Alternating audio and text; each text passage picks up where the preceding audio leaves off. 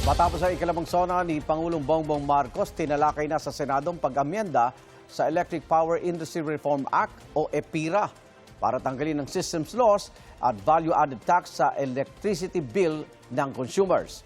Hirit ng isang grupo, mas malaking ginhawa sa consumers ang kung mabawasan din ang generation charge. May unang balita si June Veneracion. Hindi naman kasalanan ng consumer kung bakit nagkaroon ng systems loss. Kaya hindi naman tama na kailangan sila pa ang pagbabayarin dito. Hindi naman na konsumo, pero pinapabayaran sa consumer. Kaya nararapat lang daw tanggalin ang system loss charge sa bill ng kuryente, ayon kay Pangulong Bongbong Marcos. We demand for the immediate amendment of the EPIRA and to prohibit charging systems loss against consumers, including the value-added tax thereon. System loss ang nawawalang kuryente habang dumadaloy ito sa mga kawad o di kaya ninakaw dahil sa mga illegal connection. Sa ngayon, nasa 5% ang sinisingil ng Meralco ng system loss charge. Aabot naman yan sa 8 hanggang 12% para sa mga rural electric cooperative. Ito ay pwedeng may kapabayaan din ang mga utilities, kaya't mayroon siyang cap na pinatutupad namin. Pero meron talagang porsyento ng mga system losses na talagang kahit ano pa ang gawin ng mga utilities natin ay hindi talaga nila ito maiiwasan. Dahil talagang nangangawala yung kuryente kapag ito'y dumaloy sa linya niya. Ang system loss charge, pinapatawan pa ng 12% value-added tax. So dapat ang mag-absorb niyan ay yung utilities. Diyan dapat nila maipakita yung kanilang efficiency o kagandahan ng kanilang operasyon. Dinidinig na sa Senado ang pag-amyenda sa Electric Power Industry Reform Act o EPIRA para alisin ang system loss charge, gayon din ang VAT na ipinapataw rito.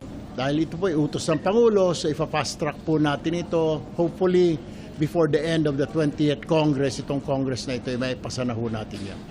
Actually, yung VAT talaga, yan ang tingin kong kailangan talaga i-re-examine. Pag lumabas ng power plant, 12% VAT. Pag kumahan sa transmission line sa Transco, 12% VAT. Pag bagsak sa bahay, 12% VAT ulit. Times 3. Isang beses lang.